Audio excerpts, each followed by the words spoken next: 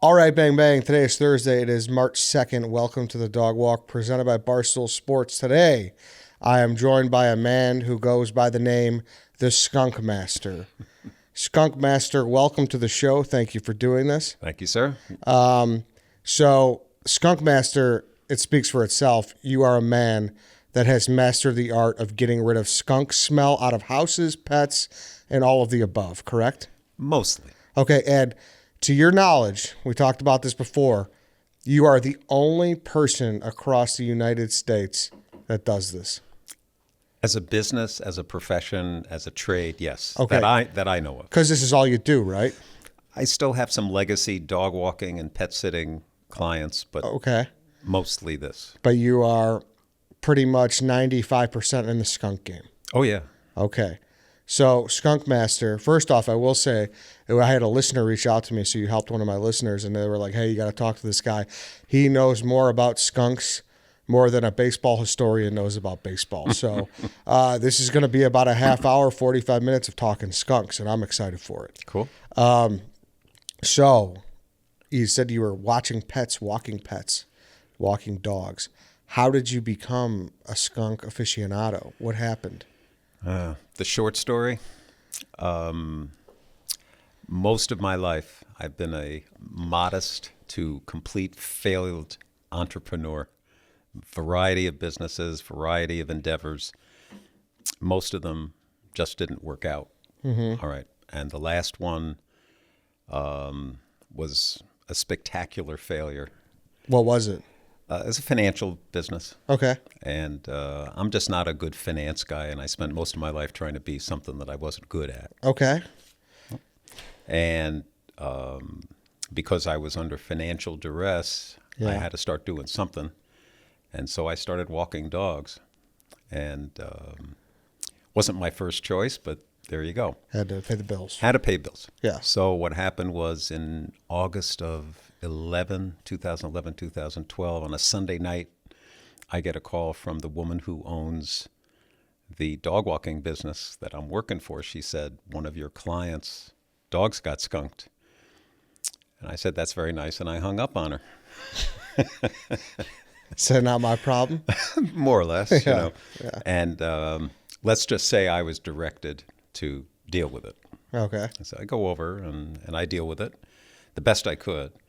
And what gave birth to the idea, because if you're an entrepreneur, so it's an illness, it's a problem, and it's almost a medical condition, and it could destroy your life. Yeah.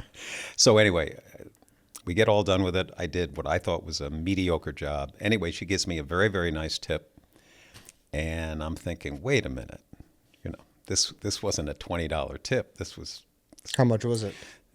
$100. Okay. It's a nice tip. It got my attention. Uh-huh. And I thought, okay, I've got to check this out. I cannot help myself. Yeah. So at 2:30 in the morning, I'm at GoDaddy looking for a web address, and I find skunkmasters.com for $12.95. Oh, shit. And an hour later, I had an 800 number. And then I had to get the website built, because back then, now you can get them canned, and 20 minutes you're up with a website. Then it was expensive to get somebody to design even a basic site. Anyway, I couldn't find anybody that was affordable, and then I went on one of these hiring bulletin boards, and I found somebody who said they'd do something called WordPress. Okay. For $30 an hour. And I thought, I can work with that guy. Yeah.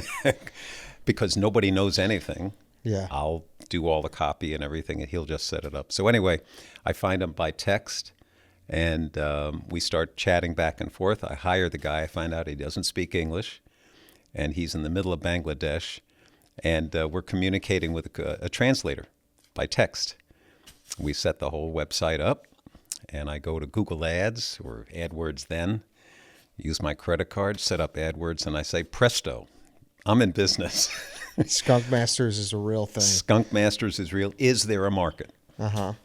And of course, within the next 90 days of going live, I picked up 30 jobs. Wow. So I knew There was something there. I had a business. And this was, so you're based in Illinois. You're based in the suburban Illinois. Right. And was it all Illinois jobs, or where was it from? Oh yeah, it was all local because you could restrict where the ads showed up geographically. You could make a very tight circle. Okay, so about 30 people in 90 days are like, "Hey, Skunk Master, we need you. We need you out here. We got big problems." But you had a website, you had a business, but did you have a product that took the smell out? The service. Oh yeah. So the formula that I used has been around since the 70s. The guy who invented it was a guy who actually lived in Lisle. As a research chemist, a guy named Paul Krebaum. And I don't know if he's still alive. He and I spoke once or twice. But he was, I believe, this is my understanding, is that he was the guy who invented the process for all of the coal-fired electric utilities to scrub the sulfide gases out of the exhaust. Okay. And skunk oil chemically is almost identical to that gas. Same thing. Yeah. So he figured out how to apply that same chemistry to de-skunking, a de-skunking formula. So the formula was there. Okay. Well, I thought for some reason that I was going to say, I was like, how did you trial and error with that one first client? But well, no, the formula existed. What I have perfected is the process, the system. So where people might want to do this themselves, it could take them 2 hours. I mean, I've been and gone in people's houses in 30 minutes. Okay. And so you say 30 calls in 90 days. How many do you get in 90 days now? I don't do it by that. But how many? I guesstimate since I started the business, I'm probably pushing over 5,000 dogs. 5,000 dogs. And maybe 4,000 houses, buildings, factories, churches. Okay, because that's the caveat here. So obviously dogs is a big deal. People's pets get sprayed all the time, let up out in the backyard. Shit goes haywire, and we need the Skunk Master. But also people who have skunks in their houses. Next to. Even just close. They make homes, dens under the stoop next to the foundation. They blow out their stuff right there. It just comes right into the house. No shit. It'll be that like under a deck or something like that? It drives them right out of the house. Wow. I get calls from Motel 6 all the time. Okay. If people be like, I couldn't take it anymore. I need the Skunk Master. Right. All right. So more are pet calls though, correct? It's starting to balance out. I would say it's 35-40% buildings. Okay. And still 60% dogs. Okay. So upon reading your website and talking to you earlier, there are also, which people don't know, you categorize it into 3 tiers, correct? The oil, the odors. Yeah. So go as simple as possible. Explain all 3 tiers of skunk sprays. So type 1 is what we all normally associate with skunk odor, normally in the summer, because they're active, they spray frequently, there's no chance for it to just sit in that anal gland. Yeah. Type 2 is and this is my theory, I've never been able to get anybody who is an expert to even talk to me, because they're all PhDs and they're all very important people, and they have no time for me, which is okay. So my theory is... I don't like that. Say it again? I don't like that. What am I going to do? All right. Well, let's get this out there. We need the PhDs. Contact the skunkmaster.com. Correct me if I'm wrong, but my operating theory is the longer it sits, the more it concentrates, the more it ferments. Okay. I believe it's an anaerobic fermentation. That's my theory. Okay. So tier 2 we're on now. Tier 2. So that is much more potent. It is rich. It is thick. It is unmistakable, and it smells nothing like one. Nothing. Yeah. It's like rotting sauerkraut, cabbage, onions, just rotting stuff with a lot of sulfur in it. Disgusting. Right? It's grim. Yeah. It's grim. And then type 3 takes type 2, but it's even further concentrated, and you start to get a burning rubber, burning styrene, burning plastic. And this lady who just called me before I came into the studio this morning, she said, I read your website and I've got a type 3. What do I do? Oh, wow. We got a type 3 storm on our hands. We need the Skunk Master. Which is the worst, and it's the hardest. It's the hardest to deal with, especially if the dog has been hit with it. because if it gets absorbed into the skin, there's some special techniques that you've got to deal with. Oh yeah, that's no good if it gets absorbed into the skin, right? Yeah, Oh it's no. grim. Back to grim. All right, so I think people are learning shit already, Skunk Master. I don't think people knew that you could categorize these things like a hurricane. Well, I only categorized it based on experience. Yeah, You know? and so this is personal trial and Yeah, error. you don't read about it. Yeah, Nobody no. talks about it. No, but in theory, it does make sense because now, actually, I'm reading your site right now, late January, February, which it just kicked into March, is when they haven't sprayed as much because. They've been dormant. Yes. They don't hibernate. They go dormant, very similar to squirrels. Okay, so you got to be on high alert around now because this is when you could get really blown. The house could get knocked down. You could get down to the studs. Oh, it happened. In fact, I was just in Des Plaines last night. These guys, skunks had come into the house and actually set up housekeeping in a lowered ceiling. It seems like they were there for years. Anyway, there was an opening because these guys were model train enthusiasts, so the entire basement was a model train setup. But they had an opening in the center. Skunk fell down the opening into the basement, blew out in the basement. The house was just torched. It was grim. And I was able to rectify it, and I said to them, if this odor returns, you've got a much bigger problem. You've got to start thinking about demolition. No, really? And I was correct. They started doing demolition, and they found this enormous, they said they took over 25, 16-gallon wet dry, 20-gallon wet dry vacuum cleaners, over 25 bags shop of vacs? Shop vac. Yeah. 25 big 55-gallon plastic bags of accumulated food wrappers, all kinds of stuff was up there. No dead bodies, but definitely skunks. Almost just as bad, I feel. Yeah, I was there just last night retreating that entire lowered ceiling area with spray. And we'll have to see, but the house is much, much better. Yeah, but so they had to knock shit down, huh? Yeah, serious. Wow, that's a serious storm. Oh, yeah. That's no good. So, what can we talk about how it works here? So you have a kit, correct? There's a home de-skunking kit for people who don't live here. Well, actually, I sell it here locally as well. Okay. Where can people buy that? But I'm mostly service here. Yeah. If people want it, they just come over to my place, and I make a kit up for them, and they take it away. Gotcha. So it's a bunch of. Do you tell what's in it, or Yeah. So I discovered that skunk oil. Mostly, the reason I qualified is because the type 3 stuff can be pretty grim. It may take extra help, yeah. Extra help. But mostly it is responsive. Airborne skunk odor is responsive to a chemical process called pairing. And there is only one way that you can make that happen. I'm working on a second way that's more chemically based, but the basic way to do it is with pure wood smoke. Okay. And so the kit consists of 5 pairs of these 2 different woods. You burn them simultaneously, mostly in your kitchen sink, and that smoke spreads through the house, and it wraps everything up, and within 90 minutes you can barely smell the smoke, and the house is washed. Wow, so it's very, very good. It's effective and fast because it's following all the air currents that the skunk odor does. Ah, gotcha. So that. And then there's a spray. There's a non-toxic, unscented spray that you use to deal with the spread. Yeah. Because there is spread that happens over days. That's in the walls. And then what about for the pets? What about for the dogs? Pets, it's anybody can do it. Yeah. You know, the formula is well known. You can do it. The difference is there's technique, there's nuance, and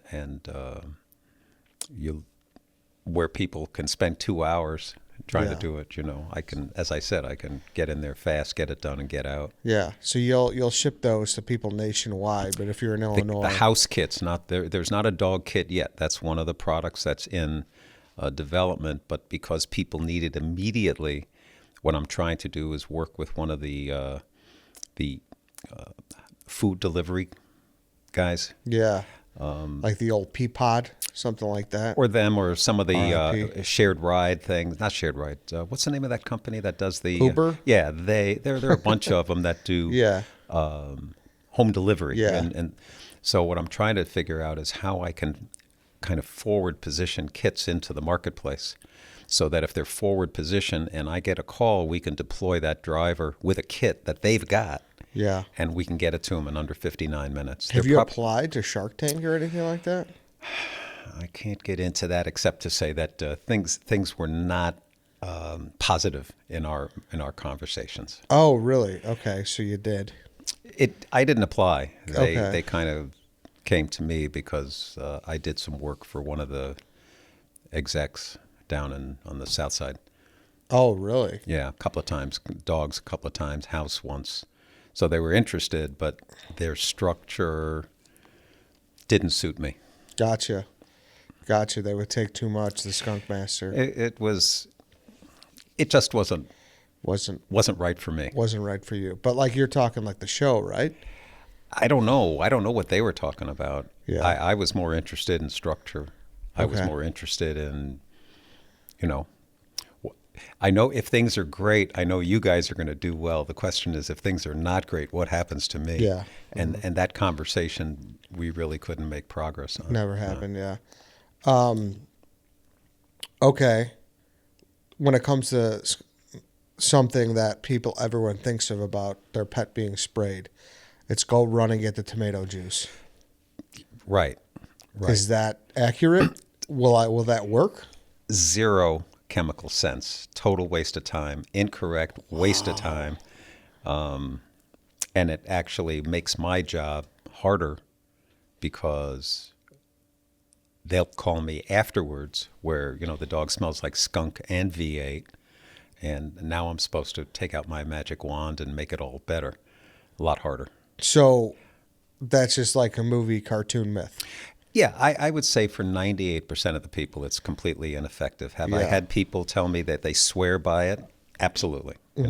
Like some people swear by the home sprays and the those, what's the word? The air fresheners that you put in the wall. Yeah. Everybody swears by that stuff. And my answer is, hey, if it works for you, have a great time. Yeah. No harm, no foul for you. Right. Now, where do you think that came from, that myth? Oh, someone, I heard that there was a television show. I can't remember which one it was. It was cartoon, one of those cartoon. And I think Rugrats?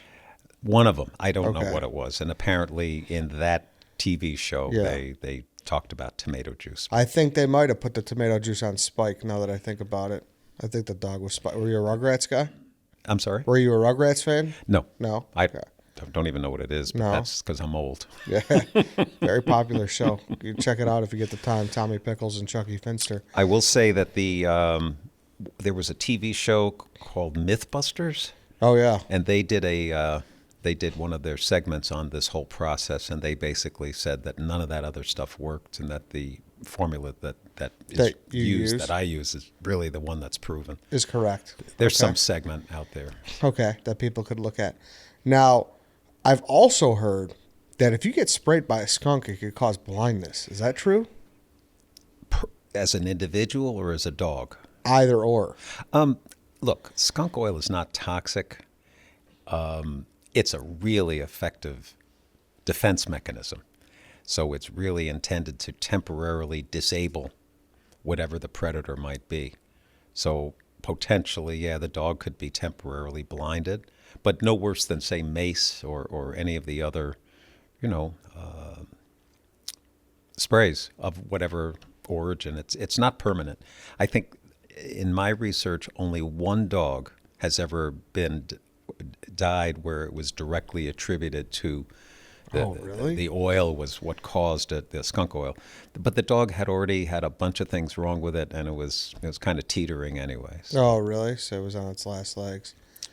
Wow. But they do get disabled. I mean, Yeah. when people call me, they are in the rafters because Fifi, is foaming and she's running around and doing all of that, and they're worried about the dog. So time to time, I have to let everybody know your dog's going to be fine. I'm not a vet, but my experience is probably be okay. Don't worry about that. Now the big things are though, like I said, I was in deep on your website, and you're not, obviously, if it gets sprayed, you're not supposed to bring it back inside because then that causes two problems: your dog and your house. Correct? Correct. There's one proviso for that. The What's that? proviso is if it's 20 degrees or Yeah. 15 degrees, now you have to make a trade-off. Yeah. And the middle ground would be the garage. That's where I would, when people have me come out and I go to their house, we'll put the formula on in the garage so it's cold, but there's no wind. That's the key. And then we have to rinse the dog in the house. Yeah. But other than that, yeah, you try to keep the dog out. Because wind, it could cause the hypothermia, huh? Instant. Instant? It's almost instant. I've seen it in Newfoundlands. I've seen it in Great Pyrenees, and these are the beefiest, Yeah. They got most the thick- well-insulated dogs that exist. Wow. Now, was that trial and error? I hope not. Or how'd you find out that they were? Yeah, I was at the movie. Oh, really? So what we had to do was instantly stop, throw towels on top of them, and I threw my body on top of them. Oh, and wow. have to, I've had dogs have seizures while I'm doing it. Oh, no. All kinds of stuff. Oh, yeah. It's terrible. It's a very dangerous business because you're meeting a dog that's in high stress. The ownership is in high stress. I'm coming out there at 10:30 at night, 11 o'clock at night on their turf. Yeah. So there's a whole set of behavioral protocols that I've developed to get the dog where I need the dog, which is that I've got temporary command and control. Mm-hmm. And sometimes the hardest part is getting the ownership to kind of cooperate on the procedures. Yeah. But if I don't have command and control of that dog and the dog's respect, I'm in danger. I've been bitten and attacked many times. Oh, no. Certainly early in the game until Really? I figured this all out. What's something that you do that the owner is resistant on? Not talking to the dog when I'm in the dog's presence. Oh, so you don't like that? Zero interaction. Just be there, be calm, be happy to see me. I can talk with the owner, but Yeah. the owner should not interact with the dog. The dogs instantly understand that the owner's handing off command and control if they do that properly. Yeah. Sometimes the owner has to hand me the leash. Then the dog gets it. But then I have to go through all of my procedures with the dog because I need to get the dog's respect. Yeah. Just like everything in life, people, animals, you must get the respect. You have Yeah. to earn it. The dog gives you control. You don't take it. You don't know how to stop. It wasn't only stopping the skunks. You had to become a dog whisperer at the same time here. I've been called that. I don't know what that is. Yeah. I'm doing it all for my protection. Yeah. My goal is to get that dog as odor-free as possible and to leave with all of my body parts. Yeah. Yeah. That's a good goal. Now, is there any breed, like you said, some will have thicker fur than others? Is there any breed that is harder to clean than the rest? I would say the toughest is a type 3 against a really thick, long-hair golden retriever. Oh. That's the toughest Yeah? because they seem to have the most difficult coat to rinse because you have to got to get in and different coats have different what I call a rinse factor. Some dogs can have very short hair, very difficult to rinse. Some dogs have long hair, easy to rinse. It's some texture. It's some indefined texture that I've not understood. But generally speaking, and this is behavior aside, we're not talking behavior, this we're is just just- talking coats. Yeah. Long-haired golden retriever, that can be So you're really strapping up the gloves. no gloves. You cannot use gloves. You can't use gloves? Can't. The reason is Why? because when you wear them, we can't hear it, but they're responding to that crinkling sound. There's a very high-pitched crinkle sound, and so what I discovered is that I get very poor conduct from the dog when I'm using gloves. So I do everything barehanded. I use a Swiss baby diaper cream on my knuckles. Wow. I mean, those mitts got to be stinky as hell sometimes, huh? Smell lovely. Right, yeah. What kind of soap do you use afterwards? Because, well, I have my own formula that is basically an instant oxidizer. So if I have anything on me, I just spray it. It's harmless, and it instantly takes the odor out. Okay. So Wow. So, okay. Is there a breed on the opposite end where it's like, hey, obviously not pleasant, but there should be an easy fix? We'll It's clean it ultimately it's I never know what I'm getting into until I get into it. But because not all sprays are equal, right? not all sprays, there's a spectrum, and Yeah. then your variables are the coat and the skin and the pH, or a lot of moving parts. But generally speaking, if the dog is sweet and cooperative, and the owner has supported my requirements Yeah. behaviorally, and the rinse, I mean, sometimes these things can be done in under 30 minutes. And did people call you and like treat you as like a de facto exterminator? Like, do you get raccoon calls and shit like that? I get some. Yeah. Get some. Some people call me and ask me to remove skunks. So I have referrals to trappers that I work with, and I don't have any financial relationships with these guys, but especially in house situations, the guys that I refer know that you don't do any kind of permanent hole coverage until the homeowner makes a decision whether they want me to come back and treat that hole, because sometimes the oil is in the dirt. So you can remove the dead body or you can trap the skunk, but if you haven't treated that soil and you just backfill it, the odor's going to keep coming in the house. Yeah. So those guys know to do temporary, let the owner make a decision. If the owner says, no, I'm okay with this, then do it permanently. But if they want me back, it's up to the homeowner. It's an extra step That's all there is. to treat it. Yeah. Okay. Yeah. It's so fascinating too how when you see a dead skunk on the road, just going over the dead body will fume up your car. Yep, I get calls For cars. just for cars. Oh, wow. Absolutely. And some I would say only a couple of guys have really been obsessed about the problem, because it will fade, but you have to pull your air filters out. You've got to discard them. And then one guy, he was sure all the oil was in the wheel wells. And so I said, listen, I'll treat it, but you've got to make an appointment with your dealer or a local garage or something. We've got to coordinate. We got to get that car up. Yeah. I'm not going down. You're not lifting that thing. Yeah. So, all of a sudden, so there's always a value trade-off. Is it worth my time? Is it worth my money? How bad is it? So I kind of move people towards always looking at that trade-off. Yeah. Because like everything in life, they're mostly trade-offs. Something else fascinating that we talked about before we started the show was you said, so you live out in the suburbs, and you said this is the first time you've taken a trip to the city in 15, 20 years. Yeah. Just for you, Eddie. I appreciate that. But I was like, why? What's the deal? And you're like, well, they just don't, their habitat, there's no skunks in the city. Right. Which something I never really occurred to me. I live in the outer skirts of the city. It's still the city, but it's like Edison Park, Hiawatha Park area. And we have like the Schiller Woods and, whatnot. Yeah, you have skunk habitat. Yes. Okay, but if you look around a city, really any city in the United States, there's no skunk habitat, which accounts for why so many cities have rat problems, because skunks prey on rats, they prey on mice. Skunks' predators are owls and fox. So that's kind of how it all plays out. Now, that surprises me though, because everyone adapts though.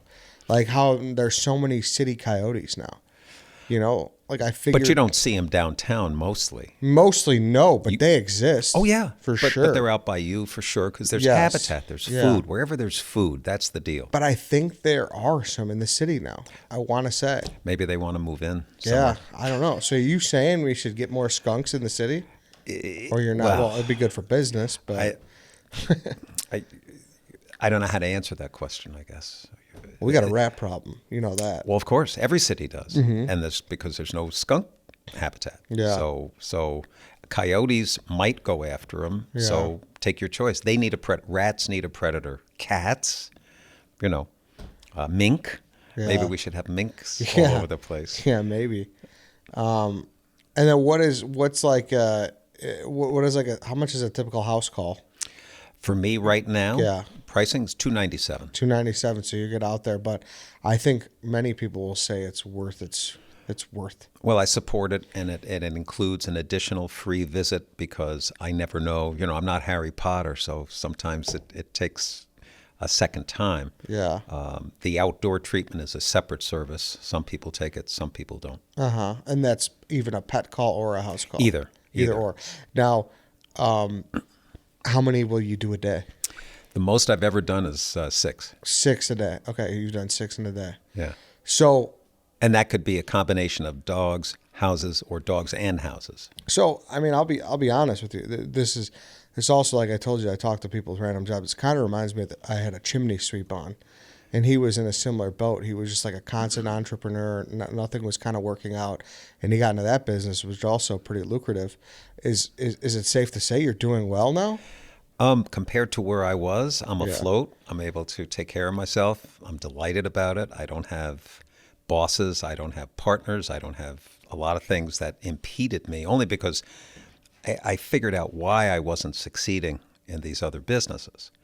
And it had to do just with a personal value set, Yeah. which is, to me, the excellence of the job is critical. I mean, it must be excellent. You have to strive for excellence on every job. I'm only as good as my last job, and that's Yeah. just my mentality. And customer service, you have to service the customer, and if you don't do that, there's nothing. And then the last is always to provide value in excess of cost. I could not do that in all of my other ventures. This business, those are the 3 pillars that kind of guide me for what I do. Mm-hmm. And they guide me towards the research and development and the new products that are I have new products and services in the pipeline for this stuff because I'm able to expand beyond skunk. There are other things that I'm working on, new versions of the spray, new versions of the smoke, because I can't change the chemistry. The chemistry is pairing and oxidation. That's all it works. Yeah. I mean, tomato juice is a laugh. Vinegar that's another big thing that people do. They put out bowls of vinegar, and then what happens is in their heads they start crossing. Their olfactory system gets confused. They're smelling vinegar, but the vinegar is exciting their olfactory system, and they're smelling skunk. It's bizarre because when I walk in the house, many times I'm just overwhelmed with vinegar, and they're all swearing it's skunk. That's interesting. So vinegar is also a myth. Oh yeah, Yeah. yeah. It makes no chemical sense. So are you immune to the skunk smell now? No, No? grim. I can walk in a house; it's devastating. Oh, really? Oh sure. And you'll be like, oh, Yeah. Oh no, that's how I tell. man, I figure you would just kind of be like, all right, let's go. I had a plumber on, and he was just like, yeah, business as usual. Go down there and I take care of the anaconda that's trapped. It's trapping the system. Right. And but What is that line? I can't remember which movie. This is the business I've chosen. So yeah. Wow. And right away we got a tier 3 on our hands. I know whether it's I'll call it fractional. If it's little, and I'll say to people, listen, you really don't want to hire me for this. This is a mistake. You don't need me here. But if they start pounding the table, I want you to de-skunk my house. My answer is okay. No problem. No problem. Do you have any employees? No, I can't find anybody to do the dogs. Really? Yeah, it's It's a dirty job, some would say, right? It's more the risk. The most qualified people that I think I have met are the dog groomers and the vet techs, and they tend to be younger women. And you just can't get a younger woman to go out to an unknown place at 10:30 at night. Yeah. They won't do it, and I understand it. Yeah, I do too. I've talked to some men, and I've just not found them capable. You need to be able to acquire skills. There's no books on this. This is Wow, so people aren't up to par. You've tried to hire people.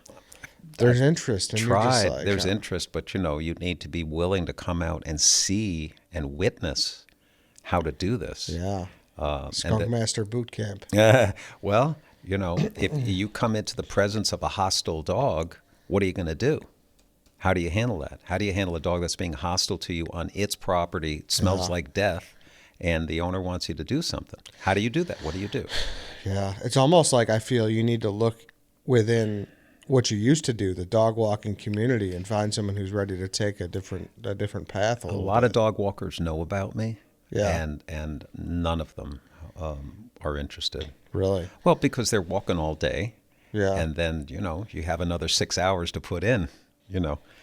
There's plumbing expertise because I travel with water, hot water, and 12-volt plumbing, and there's all kinds of systems you've got to have working, and you've got to know what to do when it breaks, and there's a lot of stuff. It's just not a linear. You can't. Financially, the business cannot support one of those mobile grooming vans. The numbers just don't work. Yeah, it just doesn't make sense. The overhead is staggering. Yeah. Well, when I called, there was like an operating system. Was that like a third party thing? Yeah. Okay. Yeah. I've been through a bunch of those guys. Okay. And these guys are about the best because they understand now that when people are calling me, they're usually in the rafters, and they're mostly really good at getting them to calm down. And, Yeah. And if I don't answer, they say, listen, he's probably working or sleeping. He'll get to you. And I try to respond to everybody very quickly. Yeah. Wow. And I guess we're near the end here. Is there any kind of, do you have like a famous tale you tell people, or is there like the biggest horror story that's happened in the skunk game? What's like the worst thing you've seen? The worst thing? Yeah. So, that's a great question. I had one, I think it was just within the last year. It was in Skokie, and it was a night call, summertime, and it was a Wheaten Terrier. And he was out in the backyard, and the house next door was vacant, so it was overgrown. Dog got skunked, and he would not come when called. So I don't remember exactly how we got him, but he wasn't particularly hostile, thank God, but very resistant. He was very traumatized from the whole thing. But when he started approaching, excuse me, his face was black. It looked like he had just totally covered himself in mud. And when he finally came up to us, he must have been covered with 1,000 burrs. He had burrs all stuck to his fur. Almost his entire body was covered in burrs. Excuse me. And we were there. I was there for almost 3 hours with the guy took his beard trimmer, and we started cutting that hair out. And we had to get all those burrs out before we could even de-skunk the dog. The burrs? Burrs. I don't know how to describe it. Plants have a way of transporting seeds. Okay. And these things are the size of marbles, but they're sticky and sharp.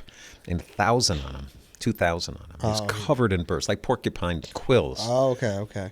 That's what I thought of. Like, that's what I imagined when you first said it. Yeah, that was maybe the grimmest. The grimmest job. Yeah, because it took time. Thank God the dog was sweet. Good, nice dog. What kind of dog? Wheaten Terrier. Sorry, you said that. Wheaten Terrier. Good for that Wheaten Terrier. All right. Well, Skunk Master, it's been a pleasure. Is there anything we didn't get to that people should know? Walk your dog. If you don't want to see me, walk your dog. And if it does happen, try to think through whatever you're going to do. Always ask yourself, does it make chemical sense? Oh, no, is there a preventative thing? I know this is maybe more of an exterminator thing, but if you got skunks who are like living in a bushy area that you have, is there something you could put there because it's going to be an accident waiting to happen? You're at some point your dog's going to go over there and you just don't want the skunks in those bushes. Do you know of anything like that? The bushes, not so much. Walk your dog. But for the what's houses, the point of walking what does walking your dog do?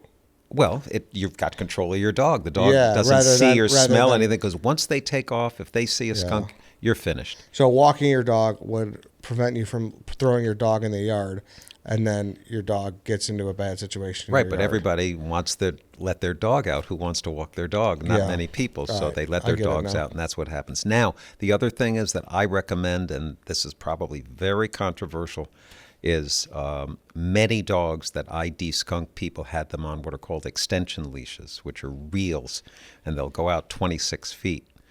And what happens is things happen so fast, you cannot respond quickly enough to stop it. Because if the dog is out, the force when that dog hits the end of that line, if you don't have it locked, is into the hundreds and hundreds of pounds, and you just lose control of it, and the dog gets right to the skunk and can get blasted. Yeah. So that's houses. There is special barriers that you can have put down to block access to the normal areas, the stoops, the decks, and all of that. It can get pricey. You can do it yourself, but you better make sure you're not hitting any electric or gas lines. Yeah. But you've got to go down. You've got to go down about 8-10 inches and then out about 5 or 6. That'll stop them. But that's the only thing. Not mothballs, not smell. That's it. You got to lock them up. You got to lock them in, lock them up.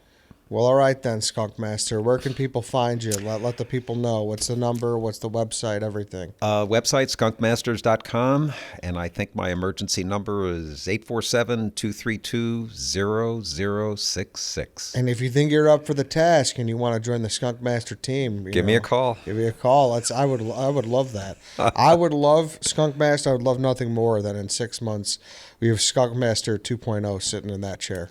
It would be an interesting experience. There's an opportunity to expand this business. I know I had a call from Grand Rapids, Michigan last night. It's everywhere, but there's a system, there's an approach. Safety is crucial. It's not linear. And this is something that I just feel like I have to see. Can I shadow you on the job one day? Yeah, if you can come with me from the beginning, Okay. then we can make the transition. I will train you how to transition with the dog. I don't know if I want to. I don't know if I want to do anything. I just want to see you in action. No. But here's the thing. If you're with me, you become part of that transition process. You're going to have to get that dog's respect. Then the dog is calm in your presence, and that's key. Yeah, Harry, you might have to do that. I might have to just see how it works, because like I said, I feel like a lot of this is just watching you in action. And so that is possible because now more than ever, people are actually scheduling appointments with me. Okay. So it's not just emergency at night. Someone will say, well, my dog got skunked overnight. I need to come. Can we get an appointment? Wow. Just a little ride along. Yeah, a little ride along, yeah. Yeah, that would be fun. Yeah, I'd love to do that. That'd be great. Do you have like a van? Like, do you have a Skunk Master Work right out of my car. All right. Everything fits in the back of the car. We got to get a branding van, I feel like. We got to get you a van. I'll give you a quick story about that. There's a guy who's got a carpet cleaning company. Yeah. And he's got the graphics all over his van. And he's been, over the years, bugging me. I should do the same thing. Yeah. And I said, there's one difference between what you do and what I do. When I show up, people are embarrassed, they are ashamed, and they're fearful. And at 10:30 at night, to have some Hollywood grade graphics on the side of my car, I think people just want the job done and they want me to go. The classic line I once received was, "Nice to meet you, did know you existed, never want to see you again." Hey, that's perfectly put. And it's okay. Yeah, that's true. Well, Skunk Master, thank you very much. This was very informative, and I enjoyed it. So, well, thank you very much for having me. I appreciate it. Thank you. And thank you to the listener who suggested it. I don't know if you want your name shouted out or not. I would, but some people don't want that. So thank you very much for doing that. Also, if you want to hear people like the Skunk Master, we need submissions like this. This is, I rely on the audience for a lot of that stuff too, because a lot of, like you said, didn't know you existed. I had no idea, and now I'm glad I do. So if you're out there listening and you have someone that's a character or does something particularly interesting, please reach out, Eddie@BarstoolSports.com. Thank you again to the listener. Thank you to the Skunk Master. Thank you, sir. You all for listening. That's it for today. That's it for this week. We will see you all on Monday.